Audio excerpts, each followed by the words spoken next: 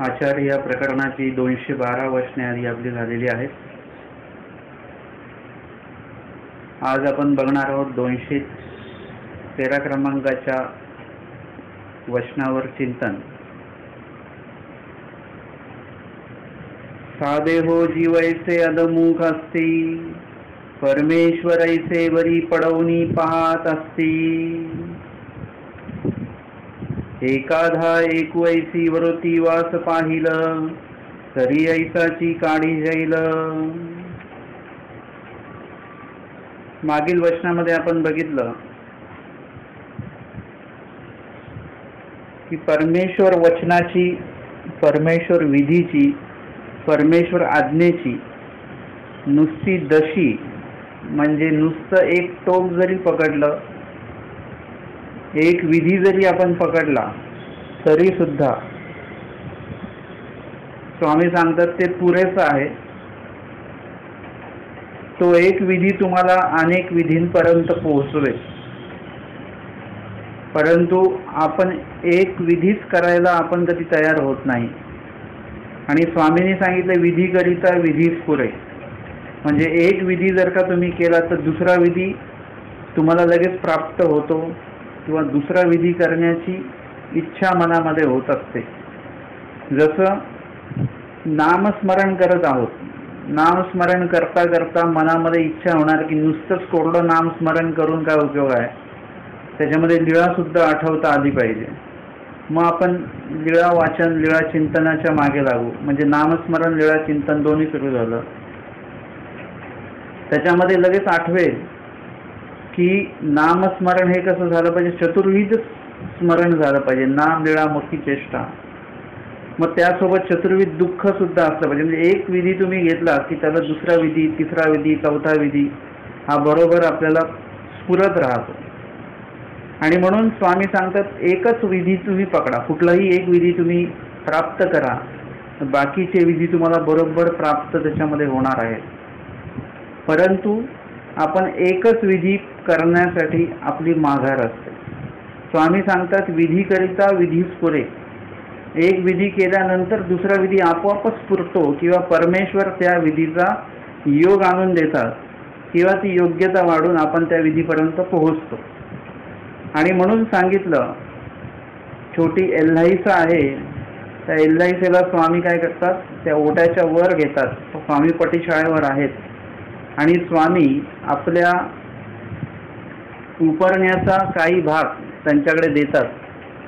त्यातला त्या उपरण्याला त्या म्हणजे त्यांचा स्पर्श होतो नाही होतो आणि लगेच त्या वर येऊन जातात. तेव्हा मग महादाईसांना आश्चर्य होतं. आजच्या वचनाच्या संदर्भामध्ये सुद्धा हेच आहे, फक्त तिकडे एल्लाईसा आहे मागच्या वचनामध्ये आणि इथे एल्लो आहे, म्हणजे आमची सादाईसा आहेत.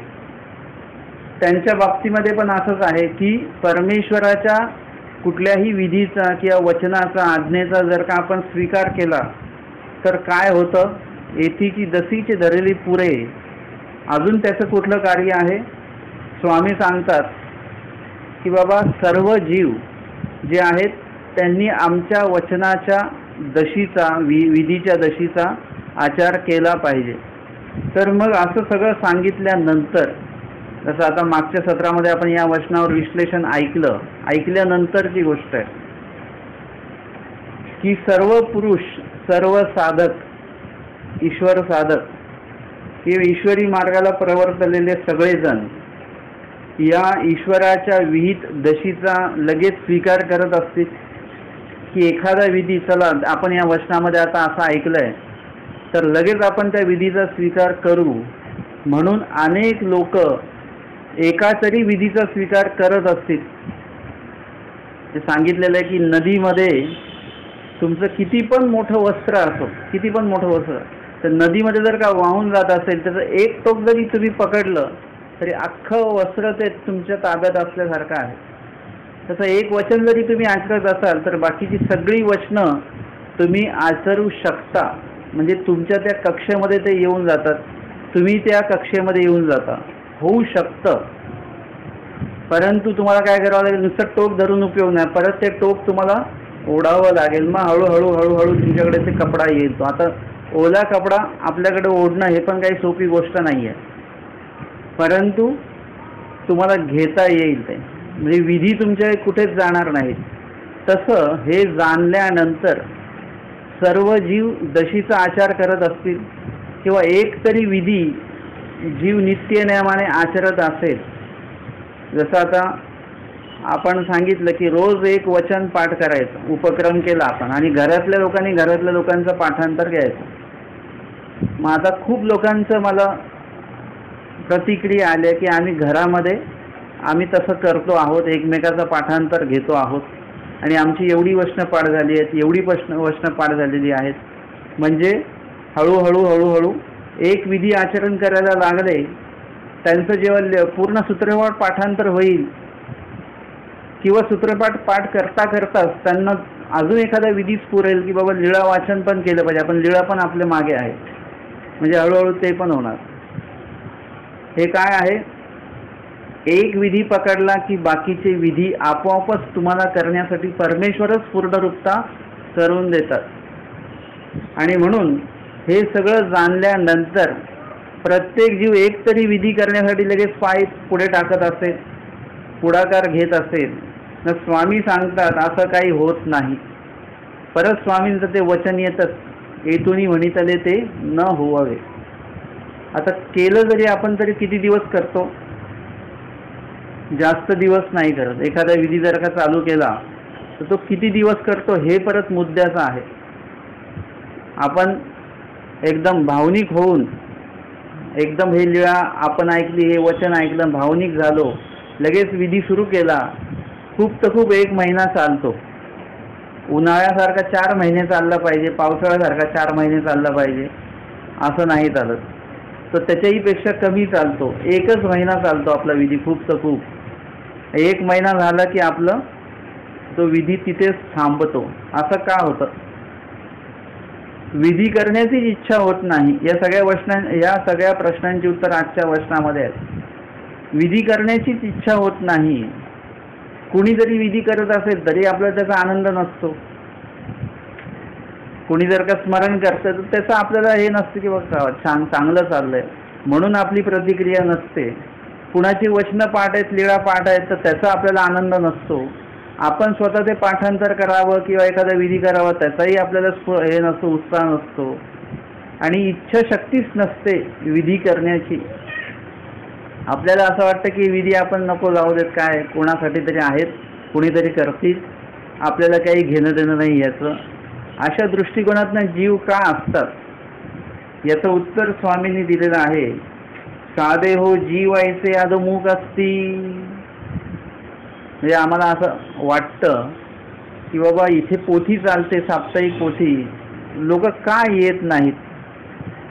म्हणजे जर का माझ्याकडे जर का स्वामींची वचनं नसती तर मी खूप अस्वस्थ झालो असतो, परंतु त्याची उत्तरं स्वामींनी वचनांमध्ये दिलेली आहेत. त्याच्यामुळे किंवा एखाद्यांना सांगितलं वचन पाठांतर करा तर त्यांच्याकडनं ती वचन पाठांतर का होत नाहीत, ते का नाही वेळ देत त्याला.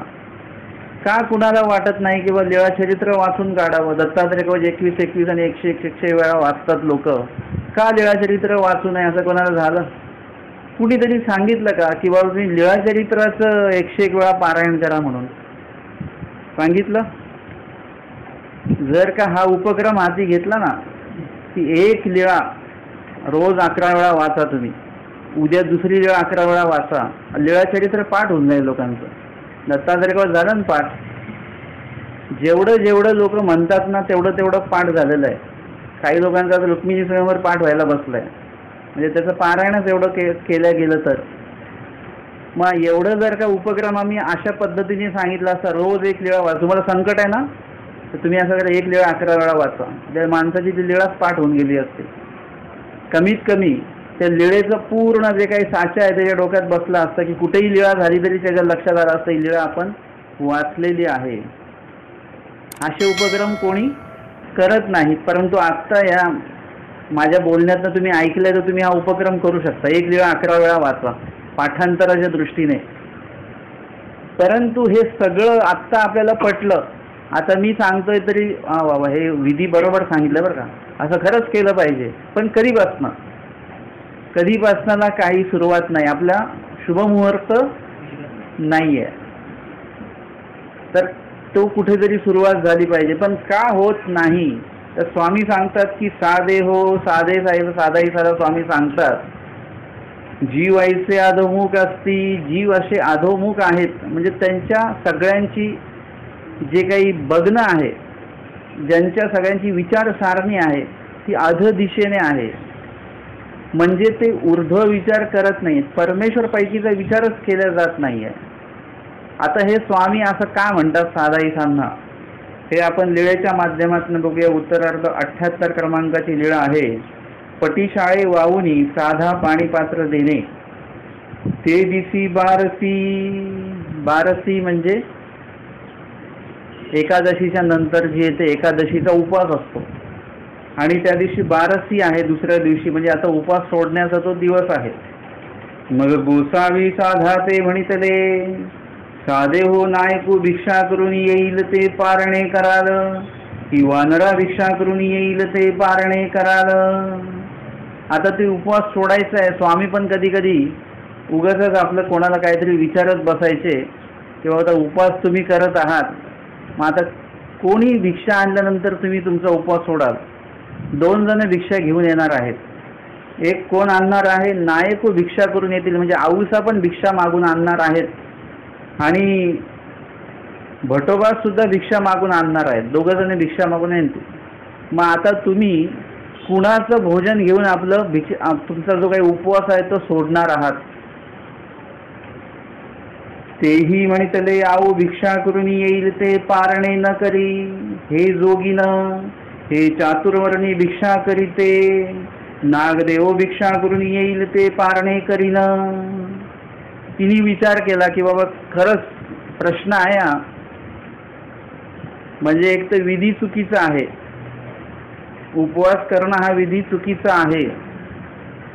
आपले खूप लोक जे उपवास करत असतात, गोकुळाष्टमीचा फिक्स ठरलेला आहे खूप लोकांचा, आणि बाकीच्या गोष्टींचा पण उपवास असतो. आपल्यामध्ये स्वामींनी उपवास सांगितलेला नाही. उपवास करायचा तर मग असा उपवास करा की टी व्ही बघायचा नाही, टी व्ही न बघण्याचा उपवास, सिनेमाची गाणी न ऐकण्याचा उपवास करा, ईश्वरोक्त विधी सोडून इतर विधी न करण्याचा एक उपवास धरा. अशा गोष्टींचे उपवास केले पाहिजे, नित्य उपवासी असले पाहिजे अशा बाबतीमध्ये आपण. परंतु आपण नेमक्या त्या गोष्टी सोडून ईश्वरोक्त विधींचा उपवास आपला कडकडीत चालू आहे, एकदम व्यवस्थित. म्हणजे तो उपवास जर का ईश्वर प्राप्तीसाठी म्हणून जे विधी सांगितलेले आहेत ते विधी करून ईश्वराने न सांगितलेल्या अविधींचा जर का आपण उपवास केला, म्हणजे ते विधी अविधीबंध जर का आपण केले आणि केवळ विधींनाच आपण स्थान दिलं आपल्या आयुष्यामध्ये, तर नक्की प्रत्येक व्यक्तीला परमेश्वर भेटणं एकदम सहज शक्य आहे. देव भेटणं काही कठीण नाही आहे. फक्त काय आहे की आपण अविधींचा गोतावळा आपण एवढा घेऊन चाललेलो आहोत. जसं आता तुम्हाला एखादं असं काय खायला दिलं, ते पौष्टिक नाही आहे, असं तुम्हाला काहीतरी असं आत्ताच्या याच्यामध्ये कोल्ड्रिंक असतं, तेच तुम्हाला प्यायला दिलं, तुम्ही 2-3 ग्लास पिले, आता तुमचं पोट कसं झालं, गच्च झालं. आता तुम्हाला बदाम आणून दिले, तर आता तुम्हाला चांगलं पौष्टिक जर का डाळ भात त्याच्यावर तूप असं तुम्हाला दिलं तर खाल तुम्ही म्हणाल नाही, आत्ताच हे पिलेलं आहे. म्हणजे अविधी आपण एवढा रिचवलेला आहे आपल्या अंतःकरणामध्ये की आता तुम्हाला पौष्टिक जर का एखादा विधी जर का दिला, जे तुम्हाला मोक्षासाठी उपयुक्त ठरणारा, तर आपण म्हणतो ते आता काही जमणार नाही. सूत्रपाठ वाचा, नाही मी आता दत्तावज 101 वेळा वाचलेलं आहे, माझ्याने आता होणार नाही, गळाबिळा दुखतंय, तोंड दुखतंय, म्हणजे आपण तो विधी बाजूला करून टाकू. म्हणजे जे करायचं आहे त्याचा उपवास चाललाय, आणि जे करायचं नाही आहे ते चांगलं हादरतोय आपण. त्याच्यामुळे काय होतं की मुख्य जो विधी आहे तो मुख्य विधीला आपण आयुष्यात कधीच वेळ देत नाही. आणि म्हणून इथे परमेश्वर सुद्धा बघतात तुमची मनस्थिती काय आहे, तुमच्या मनात काय आहे ते परमेश्वर काढून घेतात, आणि त्यानुसार मग ते शिक्षा पण होतं किंवा त्यानुसार मग निरूपण होतं त्यानुसार तुमचा गैरसमज जो असतो तो काढून टाकला जातो. अशा प्रकारे या ठिकाणी आऊसा ज्या आहेत त्या आऊसा ज्या भिक्षा मागून येतील ते मी पारणे न करी, म्हणजे ते मी उपवास सोडणार नाही त्याचं अन्न खाऊन. का? कारण की ती जोगीनं म्हणजे ती जोगिनी आहे आणि जोगिनी असल्यामुळे काय आहे की ती चातुर्वर्णी भिक्षा करते. आता मग जे भटोबास आहेत ते चौवर्णी भिक्षा करत नाही. चौवर्ण म्हणजे ब्राह्मण, वैश्य, क्षत्रिय आणि शूद्र, म्हणजे हे जे काही 4 वर्ण समाजामध्ये आहेत, मग त्याच्यामध्ये शूद्र वर्णाकडे वगैरे त्यांच्याकडे भिक्षा मागायची नाही असा एक सर्वसामान्य ब्राह्मणांचा तो एक भाग आहे. आता इथे आल्यानंतर भटोबास जे आहेत, भटोबासांना स्वामींनी जेव्हा भिक्षा विहित केली, झोळी जेव्हा स्वामींनी भटोबासांना दिली, अनुसरण त्यांचं झालं खडकुलीचं, तेव्हा स्वामींनी म्हटले की चातुर्वर्ण आचरेत भिक्षम. चातुर्वर्ण्यामध्ये चौवर्णामध्ये तुम्हाला भिक्षा मागायची आहे. तुम्ही चौवर्णात भिक्षा मागू शकता, काही अडचण नाही. फक्त परंपरेमध्ये क्षुद्र वर्णाकडे भिक्षा मागितल्या जात नाही, याचं कारण वेगळं आहे. स्वामींनी सांगितलेलं आहे की चहुवर्णात भिक्षा मागायची म्हणजे तुम्ही कुठलेही जातीभेद पाळायचे नाही, हे स्वामींना त्याच्यातनं सांगायचं आहे. एखादा उपदेशी आहे, तो बौद्ध आहे,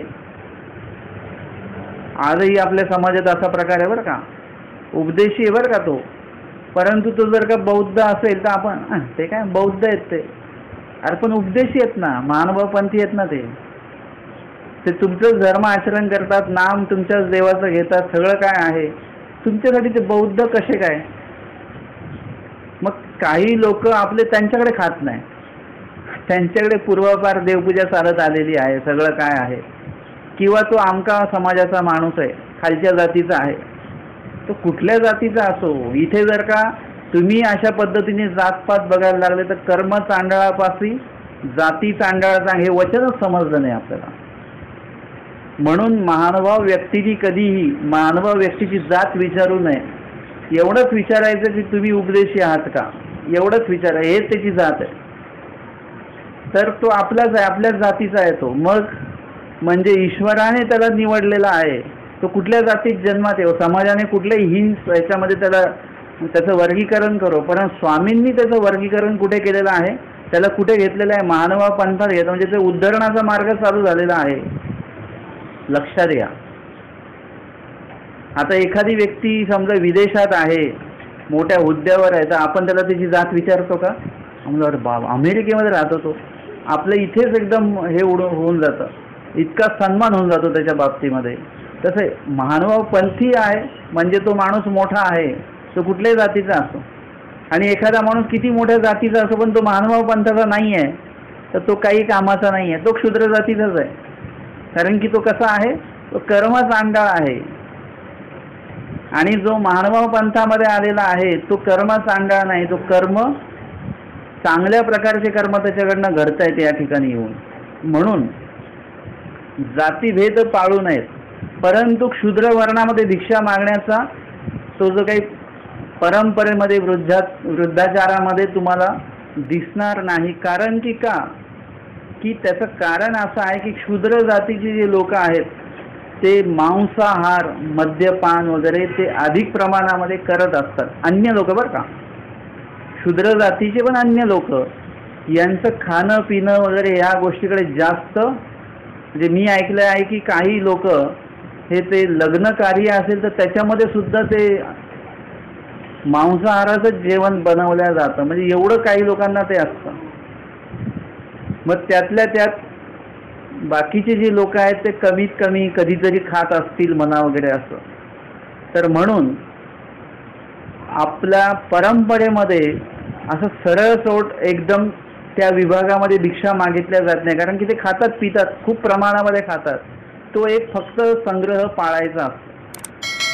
आता आपण काय केलेलं आहे की या वचनाचा अर्थ आपण तर लक्षात घेतलाच नाही, परंतु अजून आपले शोक्ती त्याच्यामध्ये टाकून दिले की एखादा उपदेशी व्यक्ती आहे, परंतु तो जर का कुठल्या वेगळ्या समाजाचा आहे, बौद्ध समाजाचा आहे, तर आपण त्याला सुद्धा त्या दृष्टीने बघतो. म्हणजे किती चुकीची गोष्ट आहे ही. इथे स्वामींनी जातीभेद हा प्रकार सांगितलेला नाहीये. एरवी पण भिक्षा मागायच्या वेळेस तुम्हाला फक्त थोडं तारतम्य बघावं लागेल की तुम्ही ज्याच्याकडे भिक्षेला चाललात की तो माणूस खातोय पितोय का, मग त्याच्या घरी कुठे बाहेर बकरी बांधलेली आहे का, कुठे कोंबडी वगैरे आहेत का त्याच्या तिथे, हे जर का तुम्ही बघितलं तर तिथे भिक्षा मागू नये. भिक्षेच्या वचनामध्ये घरनं निवडीत भिक्षा की जे मग काहीच निवडायचं नाही का, तिथे निवडायला सांगितलेलं आहे. तिथे हिंसा होत असेल, हिंसा झालेली असेल किंवा होणार असेल, अशी घरं टाळावीत. परंतु याच्यामध्ये सुद्धा तारतम्य बघायचं की आपल्या भिक्षेमध्ये म्हणजे एखाद्या चांगल्या जातीच्या व्यक्तीचं घर आहे आणि तिकडे भिक्षेला गेलं आणि तिथली ती बाई जी आहे आपल्या मुलीच्या डोक्यातलं उवा मारते आहे, तो किती उच्च जातीचं घर असो तिथे भिक्षा घ्यायची नाही. म्हणजे त्यातल्या त्यात हे तारतम्य आहे. आणि म्हणून आपण फक्त त्या घरी ज्या घरी आपण भिक्षा मागणार नाहीये ते त्याचं कारण असलं पाहिजे. तिकडे हिंसा आहे, तिकडे खाणं पिणं जर का असेल मग तिथे भिक्षा मागायचीच नाहीये. तिथे न पाळता असेल त्यांच्या घराच्या बाहेर काहीतरी वड आहे अंगणामध्ये, तिकडेच पूजन आहे, त्यांचं मंदिर आहे अंगणात वगैरे वगैरे, असं जर का असेल तर तिकडे भिक्षा मागायची नाही. परंतु जर का एखादा उपदेशीच आहे आणि तो क्षुद्र जातीचा असेल, त्याच्याकडे आपण जेवायचं नाही, हा एकदम काय आहे, सरळ सरळ हा अन्यथा ज्ञान आपण डोक्यात बसवलेला आहे. अजून आपल्या पंथामध्ये फक्त आपल्या पंथामध्ये स्टेजवरच सांगितलं जातं 2 जयंत्यांच्या वेळेस, एक चक्रपाणी जयंती आणि एक श्रीप्रभू अवतार दिन.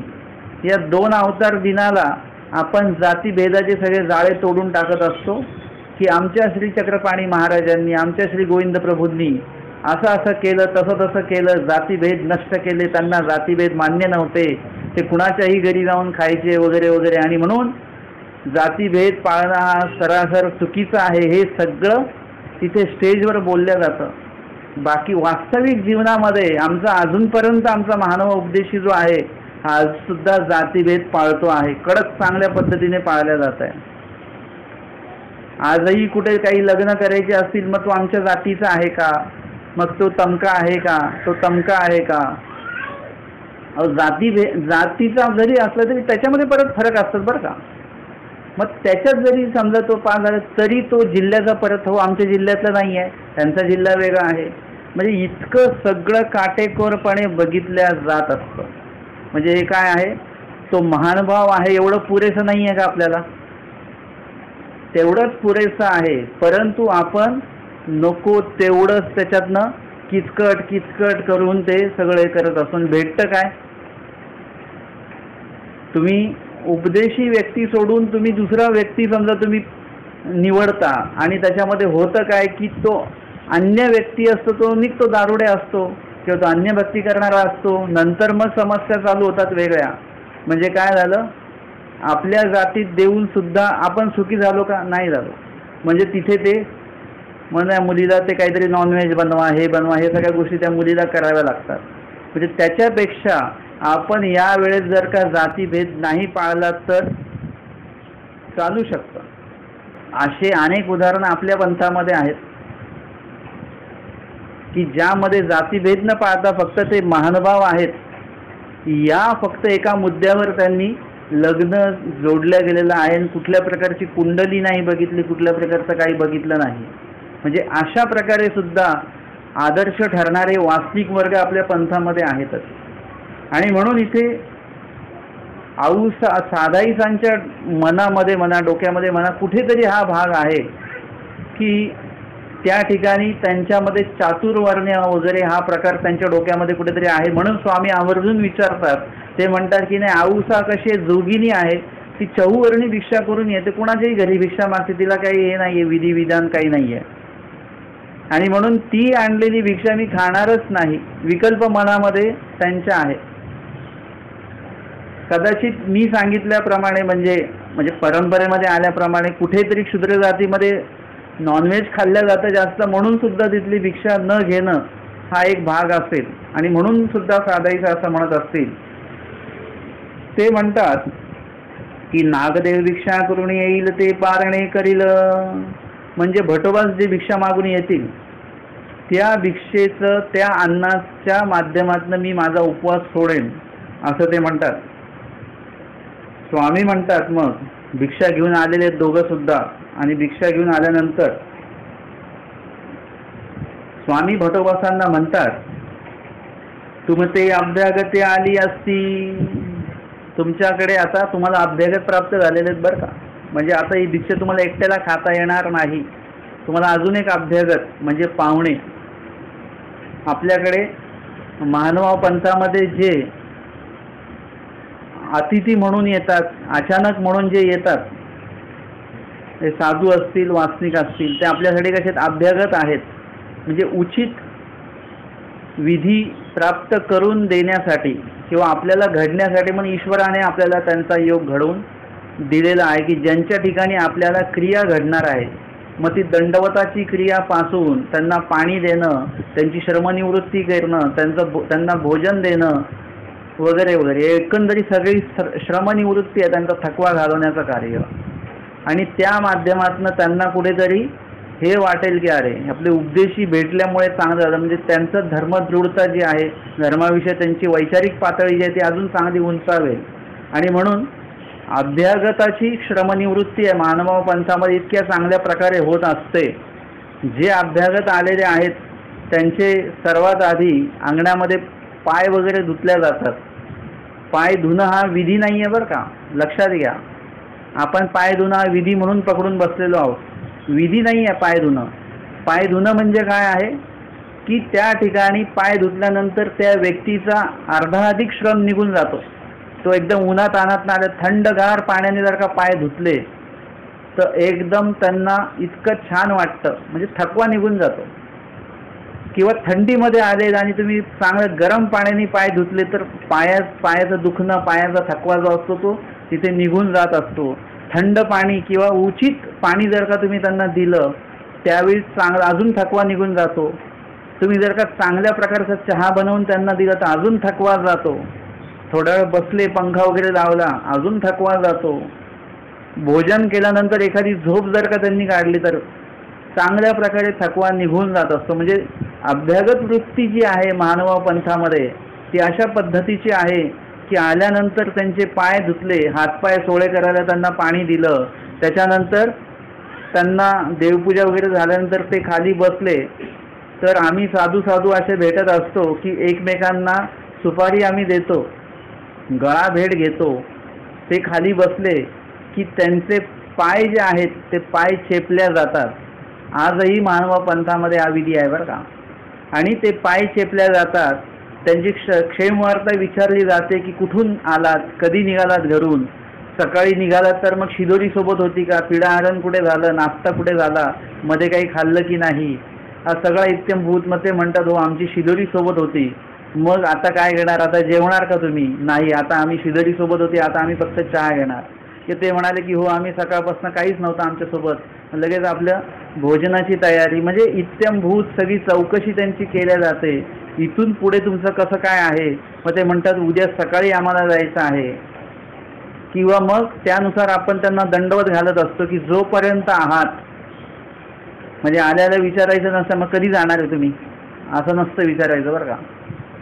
त्यांना आल्यानंतर, भेट झाल्यानंतर संकल्प त्यांना दिला की बाबा आता तुम्ही इथे आमच्यातर्फे तुम्हाला जेवढ्या दिवस इथे राहायचं आहे, म्हणजे आमच्याकडनं कुठल्याही प्रकारची अडचण नाही.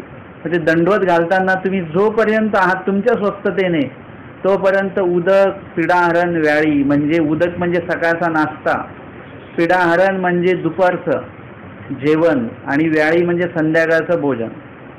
आता हे तिन्ही आणि मध्यंतरी जे लागेल ते तुम्ही तुमच्या स्वस्थतेने, प्रसन्नतेने तुम्ही स्वीकार करा.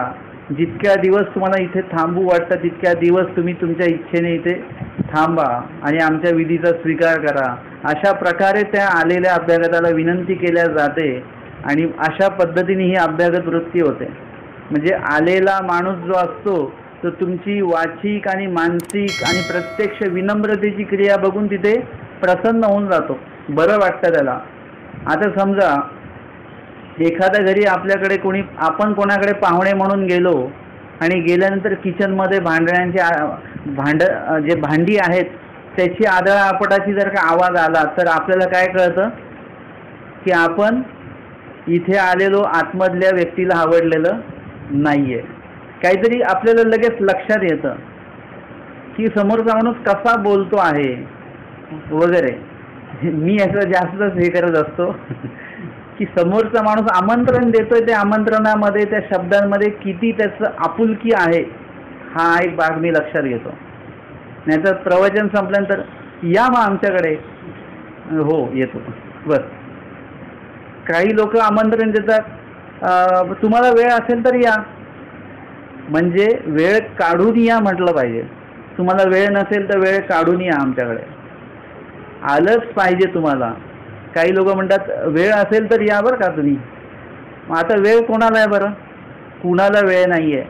आता या उन्हाळ्यामध्ये मुंग्या निघालेल्या त्यांना सुद्धा वेळ नाही आहे. त्यांना त्यांची ते रांग चालू असते, ते सुद्धा कामामध्ये असते. तुम्ही बघा कुठली मुंगी आहे ती बाजूला उभी राहून बसलेली आहे थोडं शांततेने, अजिबात नाही. मुंग्यांची रांग सुद्धा, मुंग्यांना सुद्धा वेळ नाही आहे. आता कुणालाच वेळ नाही आहे. त्यातल्या त्यात तुम्ही जर का आपुलकीने वगैरे तुम्ही हे केलं तर आपण काय म्हणतो त्यांनी 4 वेळा आपल्याला बोलवलेलं आहे तर मग आता जावंच लागेल. कसं किती वेळा टाळायचं आपण असं. म्हणजे तुमचा आपुलकीचा निरोप जसा असेल त्या पद्धतीने, म्हणजे आपण आलेल्या व्यक्तीशी कसं बोलतो आहोत, कसं त्याच्याशी वर्तन करतो आहोत, तर त्यानुसार त्या व्यक्तीला आपल्याविषयी कम्फर्टेबलपणा वाटणं की बाबा हो नाही ठीक आहे, व्यवस्थित आहेत, चांगलं बोलतायत. तर तुमच्या नुसत्या बोलण्याने सुद्धा तो माणूस कसा होतो, एकदम तुम्ही दरवाजा उघडला, आता तुम्ही कुठलं वाक्य बोलतात त्यावर त्याचा थकवा जाणार की नाही जाणार हे अवलंबून असतं. एकदा आम्हाला कोणीतरी जेवायला बोलवलं, आम्ही 2 जण गेलो. आता त्या काळी फोन वगैरे असा काही प्रकार जास्त नव्हता, मोबाईल नव्हताच समजा. मग आम्ही गेलो त्यांच्या घरी, त्यांनी सांगितलं या दिवशी या संध्याकाळी तुम्ही या जेवायला. आम्ही 2 जण गेलो, त्यांनी बेल वाजवली, त्यांनी दरवाजा उघडला. मग ते म्हणाले दंडवत दंडवत, आणि ते बघतच राहिले. नाही काय म्हटलं तुम्ही जेवायला बोलवलेलं होतं, आम्ही बाहेरच उभे आहेत. आज बोलवलं होतं का मी जेवायला? आम्ही म्हटलं अरे यांना हेच माहिती नाही की कधी जेवायला बोलव, म्हणजे आतमध्ये स्वयंपाक तयार नाही, म्हणजे हे ह्यांचं काहीतरी वेगळं कार्य चालू असेल वगैरे. म्हणजे आपल्याला त्यांनी बोलवलं, परंतु बोलवल्याचं त्यांनी काही आपल्याला म्हणजे व्हॅल्यू ठेवली नाही आहे की आपण यांना बोलवलेलं आहे, काय केलेलं आहे. बरं त्यांच्या त्या बोलण्यामध्ये उत्साहसुद्धा वाटला नाही, काहीच वाटला नाही. आणि नंतर त्यांनी आम्हाला आतमध्ये बोलवतो, बरं आतमध्ये सुद्धा बोलवलं नाही. त्यानंतर मग ते आतमध्ये गेल्यानंतर मग आम्ही म्हटलं निघतो, मग आम्ही आता चहा वगैरे घेतलं. ते म्हणजे नाही मी स्वयंपाक बनवतो हे कर. मग आमची आता जेवायची इच्छा राहणार आहे का? म्हणजे तुमचं एक वाक्य जर का चुकीचं ठरलं तर त्या ठिकाणी नंतर तुम्ही त्याला AC मध्ये बसवा, परंतु तुम्ही त्याच ठिकाणी काय केलेलं आहे, त्याची मानसिकता बदलवून टाकलेली आहे. आता तुम्ही त्याची किती श्रमनिवृत्ती करा, काही करा, तर किती पंचपक्वान्न खायला जा, परंतु त्याच्या ते गळ्यात उतरणार नाहीत. मी जसं उदाहरण देतो, एखाद्या मातीच्या भांड्यात तुम्ही पाणी दिलं एखाद्याला आपुलकीने, तर त्याने त्याची तहान जाईल. परंतु एखाद्याला सोन्याच्या ग्लासमध्ये पाणी दिलं आणि टेबलावर आटपून ते ग्लास आपटून असं जर का म्हटलं गिळा त्या पाणी, आणि ग्लास आपटून समोर ठेवला, त्या माणसाची तहान जाईल का? सोन्याच्या ग्लासात जरी पाणी दिले तरी त्याची तहान जाणार नाही. त्यांनी बघितलं ग्लास देण्याची पद्धत खूपच चुकीची आहे, मग तिथेच त्याची श्रमनिवृत्ती बंदच होईल, नाही होणार. म्हणून त्या पद्धतीची श्रमनिवृत्ती होणं गरजेचं आहे. आता जेव्हा स्वामींनी भटोबासांना सांगितलं की तुम्हाला अभ्यागते आलेली आहेत बरं का, पाहुणे भेटलेले आहेत तुम्हाला, तुम्हाला काय करायचं आहे, श्रमनिवृत्ती आता करायची की अभ्यागत वृत्ती तुम्हाला यांची करायची आहे. भिक्षा करूनी साधा पारणे करू सुहा. भिक्षा करून तुम्ही साधेचं जे उपवास सोडण्याचा जो काही विधी आहे त्यांचा, तर तो तुम्ही आणलेल्या भिक्षानाच्या माध्यमातून तो उपवास सोडणार आहेत. भटोबास म्हणतात हो काजी, आपण असतो तर म्हटलं असतं साधायचं भिक्षेला पाठवा ना, हा मी येईन मग तो उपवास सोडतील वगैरे, त्यापेक्षा त्यांनाच पाठवा भिक्षेला. त्यांनी त्यांच्या भिक्षा मागायची आणि उपवास सोडायचा. परंतु भटोबासांनी बघितलं, स्वामींनी आपल्याला सांगितलेलं आहे आणि साधाईचा या अभ्यागत म्हणून स्वामी सांगतायत, म्हणजे देवाकडनं तो विधी आलेला आहे. ते म्हटले हो का जी, ठीक, चांगली गोष्ट आहे. मग भटोबाची भिक्षा केली. भटोबास गेले भिक्षेला. साधा पारणे करू सुदले आणि साधाईसाने त्यांनी आणलेल्या भिक्षांनाच्या माध्यमातून ते उपवास सोडण्याचा विधी जो आहे तो केला.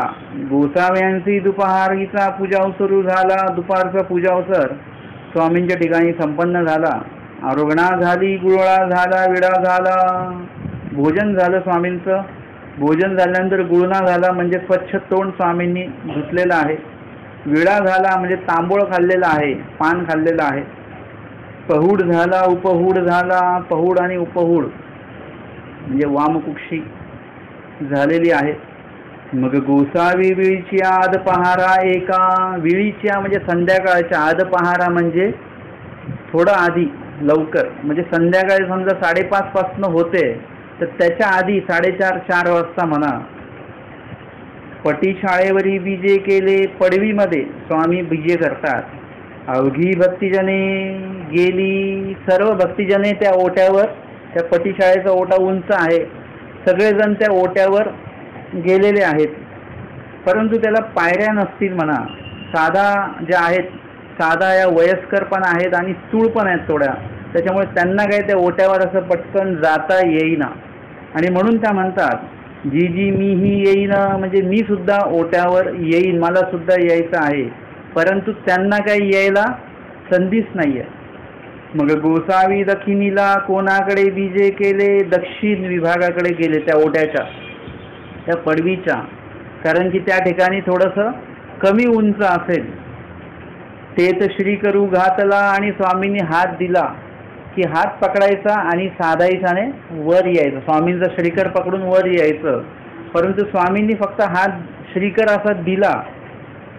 तयाचा हाती काही नखे लागली, काही न लगतीची. काही नख किंवा बोटाला बोट असं नुसतं स्पर्श झाला, तो पण कसा लागला, नाही लागला, एकदम स्पष्टपणे लागला नाही, फक्त लागला नाही लागला, असं ओझरता असा स्पर्श झाला. आणि लगेच काय झालं, गोसावी वरचा श्रीकरू घेतला. स्वामींनी हात आपला श्रीकर जो आहे तो असा ओढला. आता तो स्वामींनी त्यांचा हात पकडून ओढला पाहिजे होता, पण तसं नाही झालं. फक्त स्पर्श झाला आणि स्वामींनी हात आपला श्रीकर ओढून घेतला. आणि श्रीकरासरीसी पटी शाळेवरी आली. आणि तशीच ती श्रीकर न पकडता फक्त स्पर्श झाला, त्याच माध्यमातून ती पटी शाळेवर आली, म्हणजे त्या पडवीच्या ओट्यावर आल्या आपोआप. आणि त्या आश्चर्य झाले, आश्चर्य वाटलं. ते म्हणतात हे काहीजी, काही नखे लागली, काही न लगतीची. काही नख लागली, नाही लागली, काही पकडलं नाही तुम्ही, काहीच नाही. आणि लगेच मी एवढं पटी शाळेवर म्हणजे त्या ओट्यावर कशी काय आली. आणि मी वरी कैसी आलीये, मी वर कसं काय आली, मी तर खाली होती आणि एकदम फक्त स्पर्श झाला आणि मी एकदम वर आली, असं कसं काय झालं. यावर स्वामींनी हे वचन सांगितलेलं आहे की साधे हो जीव ऐसे अधमुख असते आणि परमेश्वर ऐसे वरी पडोनी पाहत असती. म्हणजे जीव असे अधोमुख आहेत, म्हणजे सगळे जीव खाली बघणारे आहेत. परमेश्वर वरून बघतायत तुमच्याकडे आणि आपण कुठे बघतो आहोत, आपण सगळेजण खाली बघतो आहोत. जीव ऐसे अधोमुख असती म्हणजे जीव अधोमुख आहेत. जीवाचं सगळ्यांचं पाहणं कसं आहे, खाली पाहतायत सगळे आणि परमेश्वर वरून पाहतायत. आणि त्याच्यामुळे परमेश्वराने जीवाचा संपर्क होत नाही आहे. याच्यासाठी मी उदाहरण देत असतो की तुम्ही बिल्डिंगवर आहात, 5व्या 6व्या माळ्यावर तुम्ही आहात किंवा त्याच्यापेक्षा उंच आहात तुम्ही, आणि तुम्हाला ज्या माणसाला वर बोलवायचं आहे तो माणूस खाली उभा आहे, बिल्डिंगच्या खालीच उभा आहे. आता त्याला तुम्हाला वर बोलवायचं आहे, तुमचा आवाज त्याच्यापर्यंत पोहोचत नाही. तुम्ही काय करता, तुम्ही वाट बघता की तो माणूस कधी वर बघेल. त्यांनी एकदा जरी वर बघितलं तरी तरच तो तुमच्यापर्यंत पोहोचू शकतो. जोपर्यंत तो वर बघत नाही तोपर्यंत तो तुमच्यापर्यंत पोहोचू शकत नाही. मग तुम्हाला आवाज द्यायची सुद्धा गरज नाही. एकदा जर का त्यांनी वर बघितलं की लगेच आपण वर या इकडे, लगेच आपण त्याला सूचना देऊ शकतो.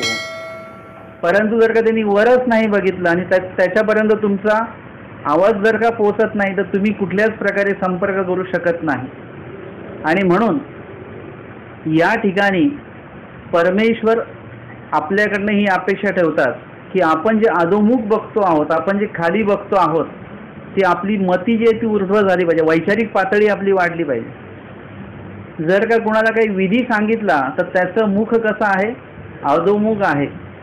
अधोमुख असल्यामुळे त्याचं बघणं खाली आहे, म्हणजे त्याची विचारसारणी कशी आहे, त्याच लेवलची आहे की माझ्याच्याने विधी होणार नाही, स्मरण करा, नाही जमणार.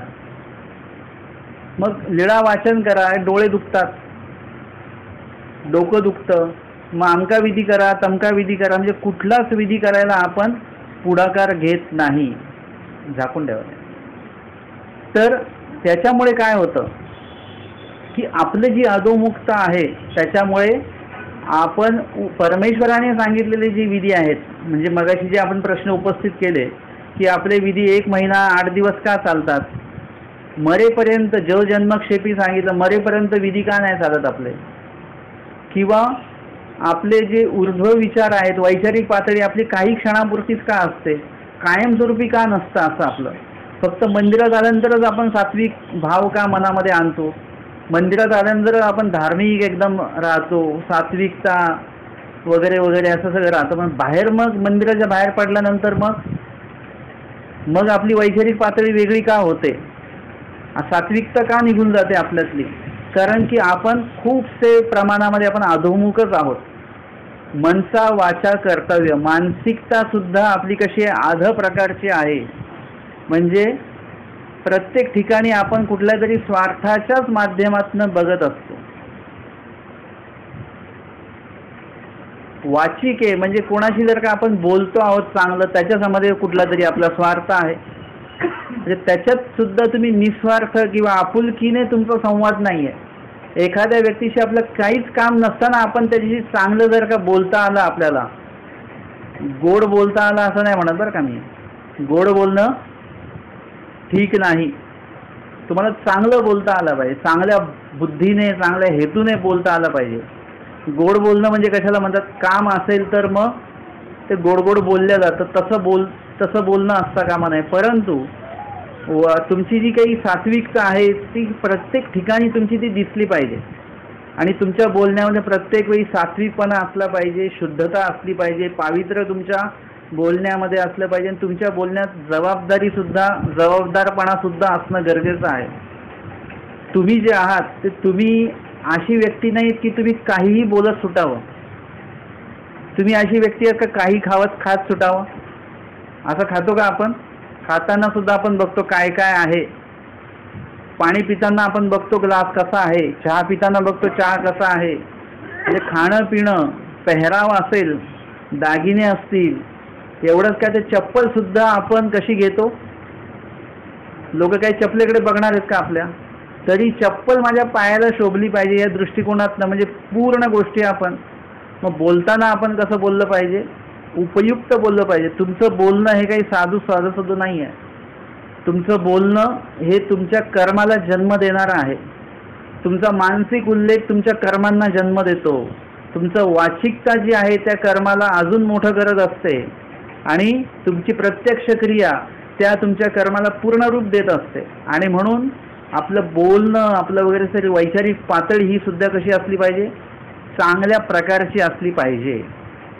जसं मला कुणीतरी म्हटलं की बाबा तुमचं प्रवचनामध्ये तुमचा आवाज स्पष्ट असतो, तुमचं शब्द जे असतात ती शब्दपेक चांगली असते. म्हणजे हे जेव्हा लोकांकडून प्रतिक्रिया यायला लागल्या तर मी काय केलं, मी याच्याविषयी जास्त काळजी घ्यायला लागलो. आता म्हणजे मी हे बघायला लागलो की ही जी काही लेवल आहे ती घसरली नाही पाहिजे आपली, ती वाढली नाही तरी चालेल पण घसरली पण नाही पाहिजे. की लोकांनी असं नाही म्हटलं पाहिजे की आधी तुमचा आवाज चांगला आहे आता काही व्यवस्थित येत नाही, आधी स्पष्ट बोलायचे तुम्ही आता काही बोलत नाहीत, असं नाही झालं पाहिजे. म्हणजे तुम्ही तुमची एक लेवल सेट करा, तुमची एक निश्चित करा तुम्ही कुठल्या पातळीवर आहात, त्या पातळीपासून तुम्ही खाली नाही आले पाहिजे, तुम्ही त्या पातळीपेक्षा वर गेले पाहिजे. म्हणजे आपली क्वालिटी आपली गुणवत्ता जी आहे ती आपण ठरवायची असते आणि ती गुणवत्ता कधी घसरू द्यायची नसते. वाढली नाही तरी चालेल, पण ती घसरली नाही पाहिजे, हे खूप महत्त्वाचं आहे. आणि मेन म्हणजे असं असतं की आपण प्रसिद्ध होतो तेव्हा आपली गुणवत्ता घसरायला लागते. एखादा व्यक्ती काहीतरी त्याच्या पदार्थाला त्याची चव आहे आणि त्याचं जे व्यवसाय आहे त्या पदार्थाचा खूप चालतो, जसं जसं व्यवसाय वाढतो तसं त्या पदार्थातली गुणवत्ता घसरत जाते. मग आपण म्हणतो आधी खूप चांगलं मिळायचं, आता खूपच, म्हणजे ही काय गुणवत्ता आपण घसरू देता कामा नये. आणि म्हणून आपल्या बोलण्यात, चालण्यात, विचार करण्यामध्ये मुख्यत्वे तुमची वैचारिक पातळी जर का चांगली असेल तर तुमची वाचिक पातळी सुद्धा एकदम उत्तम असणार आहे. तुम्ही विचार चांगला करताय आणि बोलताना चुकीचं बोलताय असं कधी होता कामा नये, असं कधी होत नसतं. आणि हे सगळं कशामुळे आहे तर आपण सगळे अधोमुख असल्यामुळे आपले विचार आधा आहेत. एखादा व्यक्ती जर का आपल्याशी चांगलं बोलला, आम्हाला काहीतरी काम असेल त्याचं म्हणून तो बोलला. एखाद्या व्यक्तीने म्हटलं तुमच्यासाठी मी आणला, हा पक्का गोड बोल्या आहे. एखादा व्यक्ती जर का स्मरण करतोय, ध्यान साधना करतो आहे, आपण ह्याचं काहीतरी काम असेल देवाकडे म्हणून हा करतो आहे. कुणी लीळा वाचन करतोय तर आपण हा मोठे आले ज्ञानी, लगेच ज्ञानीच होणार येतात आहे. म्हणजे आपली वैचारिक पातळीच आपली अशी आहे की कोणी चांगलं करताय तर त्याला चांगलं म्हणण्याचीच बुद्धी नाही आहे आपली. कारण की आपली बुद्धी कशी आहे, अधोमुख असते. तुम्हाला काही जरी सांगितलं तरी त्याच्यातनं तुम्ही काय करता, वाईटच निवडता. त्याची प्रतिक्रिया जी असते ती कधी चांगली नसते आपली. याचं कारण आहे ते. आणि खरोखर तपासून घ्या स्वतःला. तुम्हाला वारंवार जर का तुमचा पाय दुखतो आहे, वारंवार तुमचं डोकं दुखतं आहे, वारंवार पोट दुखतं आहे, तर तुम्ही लक्षात घ्या की तुम्हाला काहीतरी आजार आहे, काहीतरी समस्या तुमच्या देहामध्ये आहे, त्याचं निवारण तुम्ही करून घ्या. तसंच आहे की वारंवार कुणाचंही चांगलं बघितल्यानंतर तुमच्या मनात वाईटच विचार येत असतील. त्याच्या कोणी किती बरोबर केलं, विचारलं कसं झालं, हे छान, भाजी कशी झाली, ठीक आहे, म्हणजे ही काही प्रतिक्रिया आहे का?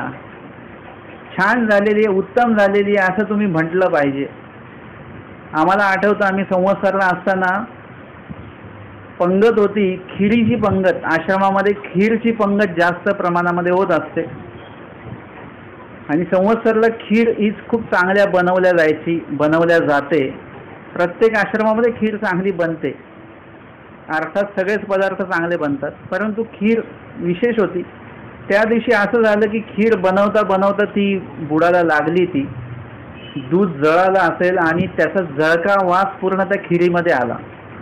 आता आम्ही पहिल्या वाडीला आम्हाला काय माहिती नव्हतं, आम्ही खीर घेतली, पहिला घास घेतला खिरीचा, तर लक्षात आलं की खीर जळकी आहे, म्हणजे जळालेली आहे. त्याचा तो वास, त्याची जी स्मेल आहे त्या खिरीमध्ये, आता ते खाऊ वाटेल का? आम्ही एकदा जी घेतली ती संपवली, कारण की फेकायचं नाही, ती संपवली.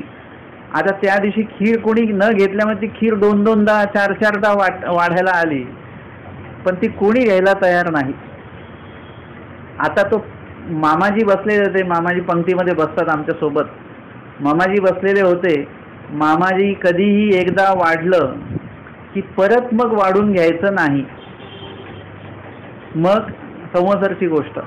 आणि मग मामाजींना सुद्धा खीर वाढल्या गेली. आता एकदा ती खीर म्हणजे किती घ्यायची, त्या वाटीचं माप होतं बरोबर, ती एवढीच घ्यायची आहे, भाजी एवढीच घ्यायची आहे, चपाती एवढीच घ्यायची आहे, भाकरी एवढीच घ्यायची आहे. ती खीर वाढल्या गेली. मामाने ती खीर घेतली. पंक्तीवाला मामाजींच्या बाजूलाच बसलेला आहे, तो बिचारा विनतकंदर होऊन बसलेला आहे. त्याला इतका आनंद आहे की आज सगळं माझं अन्नदान आहे आणि सगळेजण जेवत आहेत, त्याला त्याचा आनंद आहे. आणि खीर कशी झाली, जळालेली खीर आहे आता. परंतु मामाजींनी ती खीर खाल्ली आणि बघितलं खीर कोणीच घेत नाही, हेही मामाजींच्याही लक्षात आलं.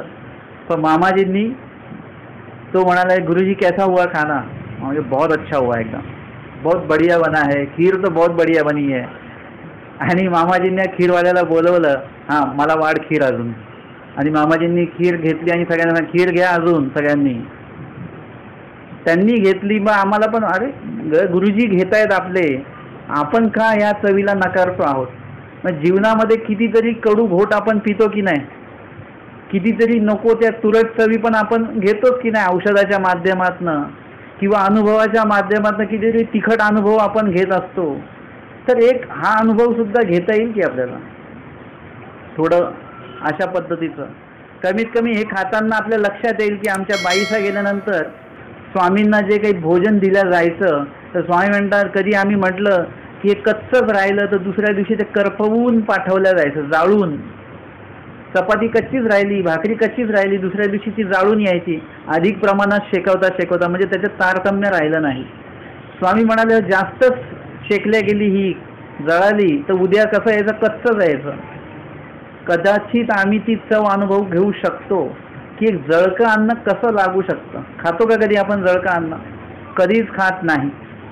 मी मागे सांगितल्याप्रमाणे एका आश्रमात आम्ही गेलो आणि त्या ठिकाणी आंब्याचा सीझन सुरू झालेला. मग आपल्या पंथीय परंपरेत असं एक आहे की मी आता आंब्याचं मोसम चालू झाले तर मी आंबा खायला सुरुवात करणार नाही. मी काय करेल, 4 साधूंना बोलवेन,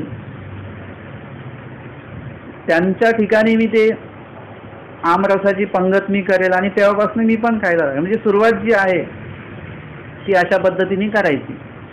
मग एका आश्रमामध्ये आम्हाला बोलवणं होतं, 4-5 जण आम्ही गेलो. ते चांगले जवळचे लोक. तर मग ते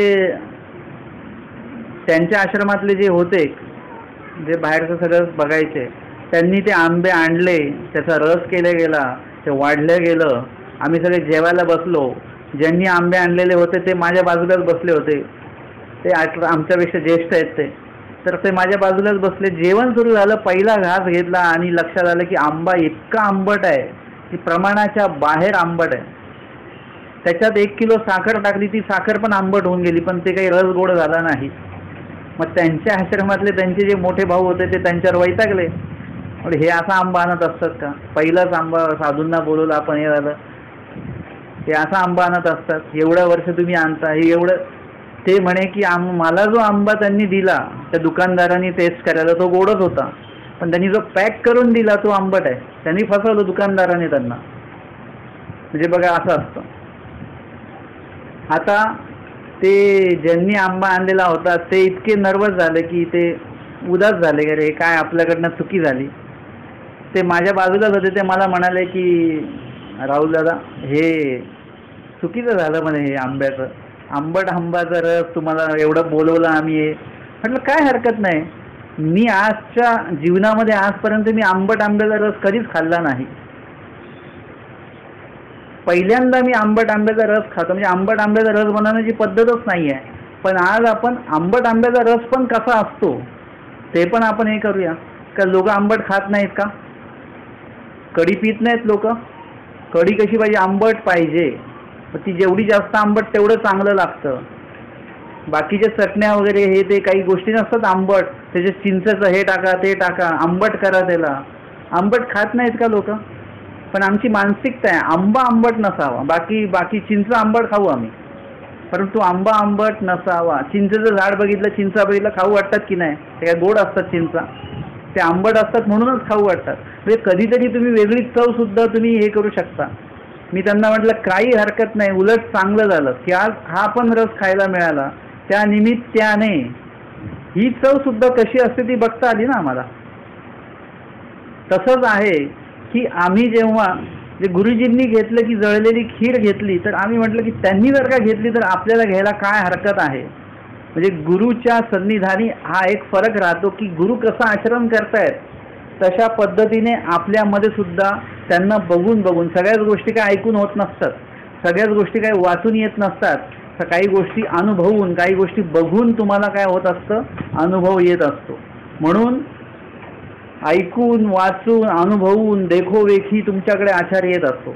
तर म्हणून या ठिकाणी आपल्याला काय करायचं आहे, अशा प्रकारे आपलं जी काही अधोमुखता आहे, म्हणजे प्रत्येक गोष्टीतनं चुका काढणं हा प्रकार नको पाहिजे. की प्रत्येक गोष्ट व्यक्ती चुकीचाच आहे अशा पद्धतीचा आपला भाग नको असला पाहिजे.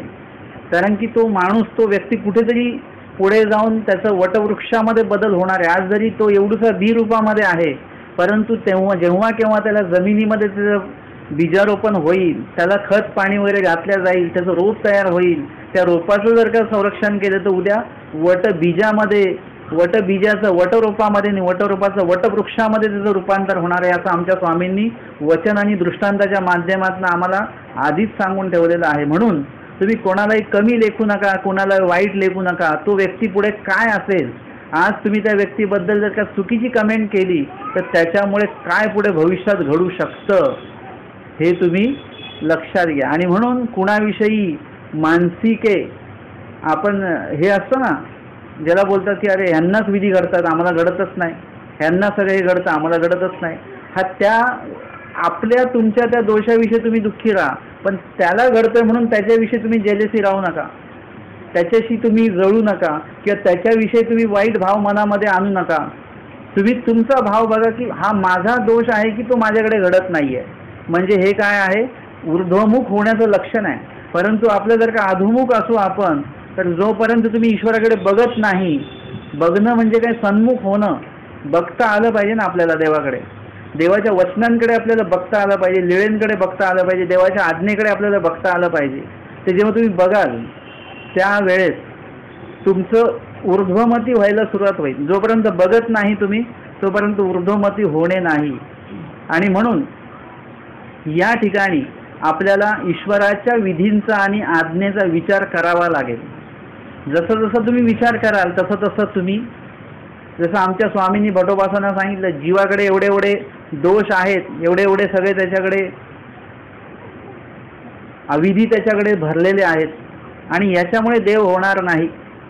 भटोबासांनी लक्षात घेतलं हे सगळे दोष तर माझ्याकडेच आहेत, मला सुद्धा देव होणार नाही. ते विचार करायला लागले त्याच्याला की देव मला होणार नाही, नाही होणार, असा विचार त्यांच्या मनात चालू राहिला. म्हणजे बघा, विधी भेटला, अविधीचं ज्ञान झालं, विधीचं ज्ञान झालं. अशा टायमाला अशा वेळेस त्यांनी काय केलं, इतरांचे दोष नाही बघितले, स्वतःचा दोष बघितला की हे माझ्याकडे दोष आहेत आणि त्या दृष्टीने त्यांनी विचार करायला लागले. आणि मग स्वामींनी येऊन सांगितलं रडून परमेश्वर होणार नाही. तर स्वामींनी परमेश्वरांनी जी परी सांगितली परमेश्वर प्राप्तीसाठी, त्या परीच्या आचरणानेच परमेश्वर होणार आहे आणि तो विधी देवानी त्यांना सांगितला. म्हणजे बघा, त्यांनी त्यांच्या अधोमुखतेवर जेव्हा त्यांनी विचार केला तर ऊर्ध्वमुख होण्याचा विचार, ऊर्ध्वमुख होण्याचा विधी स्वामींनी त्यांना प्रदान केलेला आहे. आणि तिथून मग भटोबा पुढे पुढे पुढे पुढे चालत राहिले. तर अशा प्रकारे स्वामी सांगतात, एखादा एकू ऐसी वरोती वास पाहिल. सगळे जीव अधोमुख पाहतायत, खालीच पाहतायत. एकाने, ज्या व्यक्तीने आमच्याकडे पाहिलं तो व्यक्तीला आम्ही लगेच काय करणार आहोत, वर घेणार आहोत, त्याला वर बोलवणार आहोत. आणि म्हणून आपल्याला काय करायचं, आपली ही प्रपंचामध्ये जी अधोमुखता आहे, आपण जे प्रपंचामध्ये अडकलेलो आहोत त्यातला एक वेळ जो आहे तो थोडासा द्यावा लागतो. डॉक्टर सांगतात की बाबा तुमच्या शरीरामध्ये कॅलेस्ट्रॉल वाढलेलं आहे, शुगर लेवल वाढते आहे, मग तुम्ही काय केलं पाहिजे, आता सकाळचं चालणं चालू करा. इतक्या दिवस आपण चालण्याला वेळच देत नाही आहे, पण आपल्याला कळलं की हे दोष आपल्यात आहे, लगेच आपण त्याच्यासाठी एक वेगळा राखीव वेळ काढला. आपण काहीही जे आवश्यक आहे ते खात नव्हतो, तर त्याच्यासाठी आपण वेळ काढायला लागलो. आपली वैचारिक पातळी वाढण्यासाठी काहीतरी वाचन केलं पाहिजे, त्याच्यासाठी मग आपण वेळ काढायला लागलो. तसं तुमची आध्यात्मिकता सुद्धा वाढली पाहिजे. म्हणून प्रपंचाचे जे 24 तास गुणिले 12 महिने आहेत त्यातनं एक थोडासा वेळ जो आहे तो राखीव देवासाठी पण असला पाहिजे. तुमचा जो व्यायाम आहे तो तुमच्या शरीराला तंदुरुस्त ठेवत असेल, परंतु तुमचं जे आध्यात्मिकता आहे ती तुमच्या मनाला शुद्ध आणि पवित्र ठेवत असते. मनाला शुद्ध आणि पवित्र ठेवण्याचं इतर कुठलाही औषध निघालेलं नाही आहे बरं का. की तुम्ही म्हणाला की फिनाईल पिलं की मन स्वच्छ होतं, असं होत असेल का? काही होत नाही. मन कशाने स्वच्छ आणि पवित्र होत नाही, शुद्ध होत नाही. त्याच्यासाठी आध्यात्मिक जे काही विचार आहेत तेच तुम्हाला तुमच्या अंतकरणामध्ये तिथे विचार करावे लागतील, त्याच्याने तुमचं अंतकरण शुद्ध होईल, त्याच्याशिवाय शुद्ध होणार नाही.